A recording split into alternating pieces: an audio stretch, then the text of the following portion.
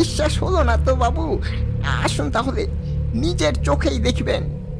বিরক্ত হলেও ভূতনাথ বাবুর একটু কৌতূহল হলো। পরাণ দাসের পিছু পিছু বাড়ির পিছন দিকে রান্নাঘরের পাশের এঁদো ঘরখানায় ঢুকে থমকে গেলেন। মেঝের উপর স্তূপাকার ইট মাটি ছড়িয়ে আছে, তার মাঝখানে একটা গর্ত। Welcome to radio Juji. আমাদের এই অডিও স্টোরি চ্যানেল আজ আপনাদের জন্য পরিবেশন করছে এক ছোট ভৌতিক গল্প, পুরনো বাড়ির গুপ্তধন। গল্পের লেখকের নাম উল্লেখ করা না হলেও আমরা লেখকের নিকট এমন অসাধারণ লেখনীর জন্য একান্তই কৃতজ্ঞ। গল্পে ভূতনাথবাবুর গিন্নির চরিত্রে রয়েছেন জারিন। গল্পের সাউন্ড এডিটিং ও ভূতনাথবাবুর চরিত্রে, পরাণ দাসের চরিত্রে ও গল্প পাঠে আমি কবির। গল্পের পোস্টার ডিজাইনিং ও অন্যান্য সাহায্যে সাহিল জিশান। শুরু হচ্ছে পুরনো বাড়ির গুপ্তধন। ভূতনাথবাবু অনেক ধার দেনা করে কষ্টে জমানো যা কিছু টাকা পয়সা ছিল সব দিয়ে যে পুরনো বাড়িখানা কিনলেন, তা তাঁর বাড়ির কারো পছন্দ হলো না। পছন্দ হওয়ার মতো বাড়িও নয়। 3-4খানা ঘর আছে বটে, কিন্তু সেগুলোর অবস্থা খুবই খারাপ। দেওয়ালে শ্যাওলা অশ্বত্থের চারা গজাচ্ছে, দেওয়ালের চাপড়া বেশিরভাগই খসে পড়েছে, ছাদে বিস্তর ফুটো ফুটো। মেঝের অবস্থাও ভালো নয়, অজস্র ফাটল।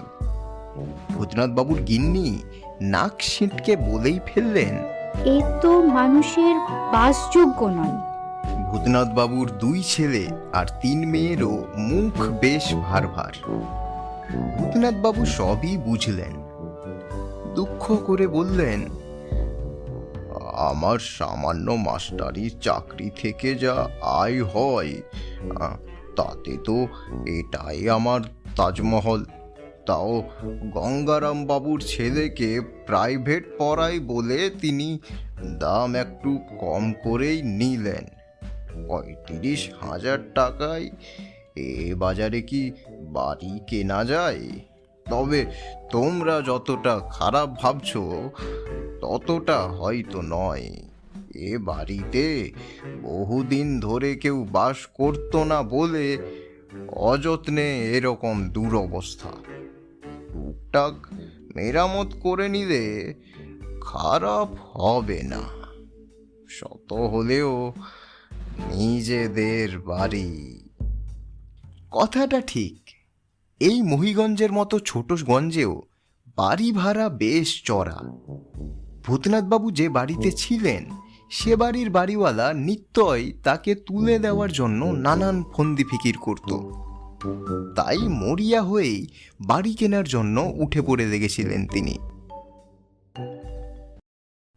যাই হোক, বাক্স প্যাটরা নিয়ে গিন্নি ও 5 ছেলে মেয়ে নিয়ে একদিন ভোরবেলা ভূতনাথবাবু বাড়িটায় ঢুকে পড়লেন। অপছন্দ হলেও বাড়িটা নিজের বলে সকলেরই খুশি খুশি ভাব। সবাই মিলে বাড়িটা ঝাড়পোছ করতে আর ঘর সাজাতে লেগে গেল। ভূতনাথবাবুর ছাত্ররা এসে বাড়ির সামনের বাগানটাও সাফ সুতরো করে দিল। কয়েকদিন আগে ভূতনাথবাবু নিজের হাতে গোলা চুন দিয়ে গোটা বাড়িটা চুনকাম করেছেন। তাতেও যে খুব একটা দেখনসই হয়েছে তা নয়, তবে বাড়িতে মানুষ থাকলে ধীরে ধীরে বাড়ির একটা লক্ষ্মীশ্রীও এসে যায়। আজ আর রান্না বান্না হয়নি। সবাই দুধ চিড়ের ফলার খেয়ে ক্লান্ত হয়ে একটু গড়িয়ে নিতে শুয়েছে। এমন সময় একটা লোক এলো।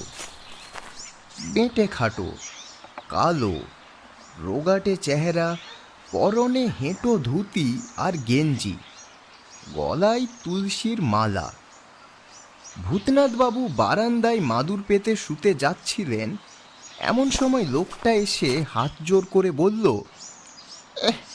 প্রণাম হয় বাবু, বাড়িটা কিনবেন বুঝি? হ্যাঁ, তা আপনি কে? আগে আমি হলুম পরাণচন্দ্র দাস, চকবেড়ে থেকে আসছি। চকবেড়ের কাছেই গোবিন্দপুরের নিবাস। ও, তা কাকে খুঁজছেন? আমাকে আপনি আগে করবেন না, নিতান্তই তুচ্ছ লোক। আপনি বিদ্যান মানুষ, পুরনো বাড়ি খোঁজা আমার খুব নেশা। তাই নাকি? আগে তা বাবু, কিছু পেলেন টেলেন, সোনা দানা বা হিরে জহরত কিছু? ভূতনাথ বাবু হেসে ফেললেন। তাই বলো? এই জন্য পুরনো বাড়ি খুঁজে বেড়াও? না হে বাপু, আমার কপাল অত সরেস নয়। ধুলোবালি ছাড়া আর কিছু বেরোয়নি। ভালো করে খুঁজলে বেরোতেও পারে। মেঝেগুলো একটু ঠুকে ঠুকে দেখবেন, কোথাও ফাঁপা বলে মনে হয় কি না। বাড়িতে গুপ্তধন থাকলে গঙ্গারাম বাবু কি আর টের পেতেন না? তিনি জানো বিষয়ী লোক।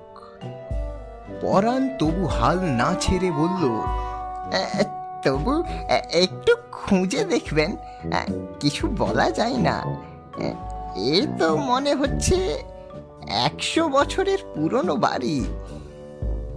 তা হতে পারে।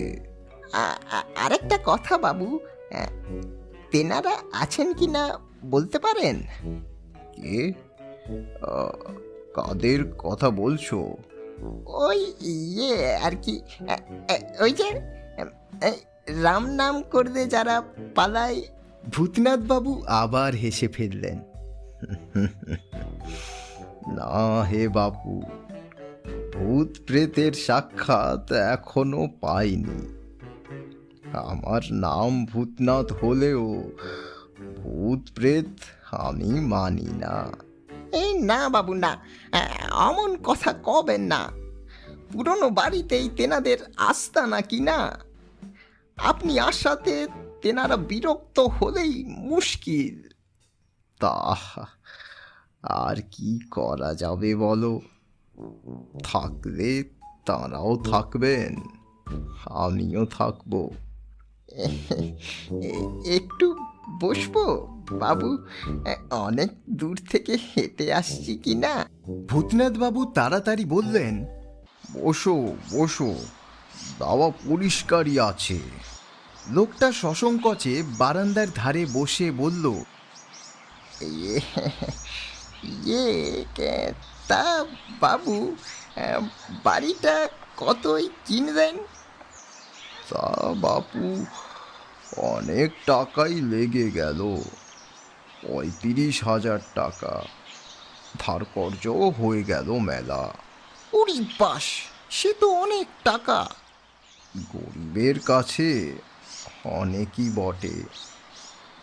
ধার শোধ করতে করতে জিভ বেরিয়ে যাবে। তুমি বরং বসো, আমি একটু গড়িয়ে নি। বড় ধকল গেছে। ভূতনাথ বাবু একটু চোখ বুঝতেই ঘুম চলে এলো। যখন চটকা ভাঙল তখন সন্ধে হয়। অবাক হয়ে দেখলেন পরাণ দাসও বারান্দার কোণে শুয়ে দিব্যি ঘুমোচ্ছে। ভূতনাথ বাবুর একটু মায়া হলো। লোকটাকে ডেকে তুলে বললেন, তা পরাণ, তুমি এখন কোথাও যাবে? পরাণ একটা হাই তুলে বলল, তাই ভাবছি। ভাবছো মানে? তোমার বাড়ি নেই? আছে, তবে সেখানে তো কেউ নেই, তাই বাড়ি যেতে ইচ্ছে হয় না। যা বললুম তা একটু খেয়াল রাখবেন বাবু। পুরনো বাড়ি অনেক সময় ভারী পয়মন্ত হয়। লোকটা উঠতে যাচ্ছিল, ভূতনাথ বাবু বাধা দিয়ে বললেন, আহা, এই সন্ধ্যাবেলা রওনা হলে বাড়ি যেতে তো তোমার রাত পুইয়ে যাবে বাপু। আজ নতুন বাড়িতে ঢুকলুম, তুমিও অতিথি, থেকেও যেতে পারো। 3-4খানা ঘর আছে, বস্তা টস্তা পেতে শুয়ে যেতে পারবে না? পরাণ দাস আর বিরক্তি করল না, রয়ে গেল। সরল সোজা গাঁয়ের লোক দেখে ভূতনাথবাবুর গিন্নি বেশি আপত্তি করলেন না, শুধু বললেন, চোর টোর নয় তো? ভূতনাথবাবু ম্লান হেসে বললেন, হলেই বা আমাদের চিন্তার কি? আমাদের তো দিনদরিদ্র অবস্থা, চোরের নেওয়ার মতো জিনিস বা টাকা পয়সা কোথায়?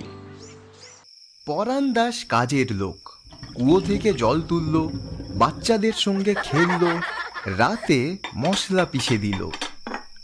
তারপর একখানা ঘেঁটে লাঠি নিয়ে সারা বাড়ির মেঝেতে ঠুকঠুক করে ঠুকে ফাঁপা আছে কিনা দেখতে লাগলো। কাণ্ড দেখে ভূতনাথবাবুর মায়াই হলো। পাগল আর কাকে বলে। খেয়ে দিয়ে সবাই ঘুমোলো, শুধু পরাণ দাস বলল, আমি একটু চারিদিক ঘুরে টুরে দেখি। রাতের বেলাতেই সব অশৈরিক কাণ্ড ঘটে কিনা। মাঝরাতে না রাখে ভূতনাথবাবু উঠে বসলেন। সামনে হ্যারিকেন হাতে পরাণ দাস চাপা গলায় বলল, পেয়েছি বাবু। অবাক হয়ে ভূতনাথবাবু বললেন, কি পেয়েছো? যা খুঁজতে আসা, তবে বুড়ো কর্তা দেখিয়ে না দিলে ও জায়গা খুঁজে বের করার সাধ্যি আমার ছিল না।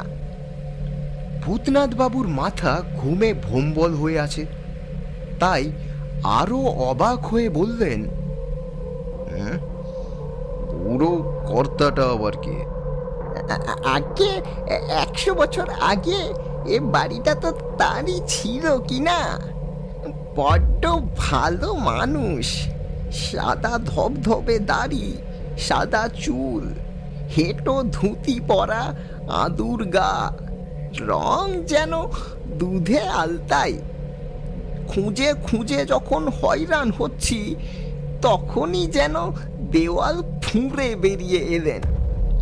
একটা হাই তুলে ভূতনাথবাবু বললেন, ও, তুমি তো নিজে পাগলই বটে, এবার আমাকেও পাগল বানিয়ে ছাড়বে দেখছি।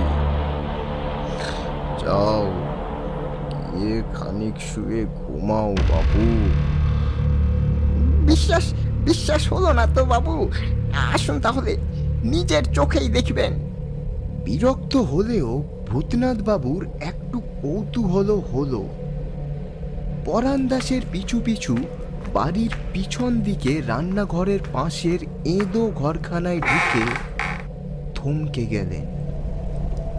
মেঝের উপর স্তূপাকার ইট মাটি ছড়িয়ে আছে, তার মাঝখানে একটা গর্ত। এসব কি করেছো হে পরাণ? মেঝেটা যে ভেঙে ফেলেছো। যে আগে এবার গর্তে একটু উকি মেরে দেখুন। হ্যারিকেনের আলোয় ভূতনাথবাবু গর্তের মধ্যে উঁকি মেরে দেখলেন একটা কালো মতো কলসি জাতীয় কিছু। আসুন বাবু, নেমে পড়ুন। বড্ড ভারী, দুজন না হলে টেনে তোলা যাবে না। ভূতনাথবাবুর হাত পা কাঁপতে লাগলো উত্তেজনায়। বললেন, কি আছে ওতে? তুললেই দেখতে পাবেন। আসুন বাবু, একটু হাত লাগান। ভূতনাথবাবু নামলেন। তারপর মুখ ঢাকা ভারী কলসিটা দুজন মিলে অতি কষ্টে তুললেন ওপরে।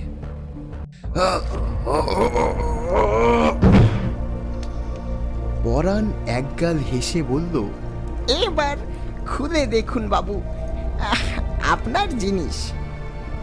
বেশ বড় পিতলের কলসি, মুখটায় একটা ঢাকনা খুব আঁট করে বসানো। শাবলের চার দিয়ে ঢাকনাটা খুলতেই চকচকে সোনার টাকা এই হ্যারিকেনের আলোতেও চকমক করে উঠল। বলেছিলাম কি না বাবু, এখন দেখলেন তো? চান আপনার তো কোনো দুঃখই আর থাকলো না। 2-3 পুরুষ হেসে খেলে চলে যাবে। ভূতনাথ বাবু নিজের চোখকে বিশ্বাস করতে পারছিলেন না। এরকমও হয়? পরাণের দিকে চেয়ে বললেন, এসব সত্যি তো? স্বপ্ন নয় তো? না বাবু, স্বপ্ন নয়, বুড়ো কর্তার সব কিছু এর মধ্যে। এতদিনে গতি হলো। ভূতনাথ বাবু পরাণকে জড়িয়ে ধরে বললেন, পাগল হলেও তুমি খুব ভালো লোক, এর অর্ধেক তোমার। পরাণ সভয়ে পিছিয়ে গিয়ে বলল, ওরে বাবা, ও কথা শুনলেও পাপ। টাকা পয়সায় আমার কি হবে বাবু? তার মানে এত মোহর পেয়েও নেবে না? না না বাবু, আমার আছেটা কে যে ভোগ করবে? একা বোকা মানুষ ঘুরে ঘুরে বেড়াই, বেশ আছি। টাকা পয়সা হলেই বাধা পড়ে যেতে হবে। ভূতনাথ বাবু চোখ কপালে তুলে বললেন, তাহলে গুপ্তধন খুঁজে বেড়াও কেন? আগে ওইটা আমার নেশা। খুঁজে বেড়াতেই আনন্দ। লুকোচুরি খেলতে যেমন আনন্দ হয়, এও তেমনি। আচ্ছা, আসি বাবু, ভোর হয়ে আসছে, অনেকটা পথ যেতে হবে। পরান্দাজ চলে যাওয়ার পর ভূতনাথ বাবু অনেকক্ষণ বজ্রাহতের মতো দাঁড়িয়ে রইলেন। তারপর ভাবলেন, একটা সামান্য লোকের কাছে হেরে যাব। ভেবে কলসিটা আবার গর্তে নামিয়ে মাটি চাপা দিতেন। তারপর ওর উপরে ইটগুলো খানিক সাজিয়ে রাখলেন। নিশ্চিন্ত হয়ে এবারে একটু হাসলেন।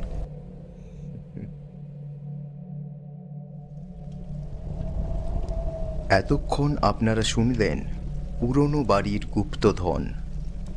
গল্পটি ভালো লেগে থাকলে নিশ্চয়ই লাইক করবেন ও এমন গল্প আরও শোনার জন্যে সাবস্ক্রাইব করুন আমাদের এই চ্যানেল।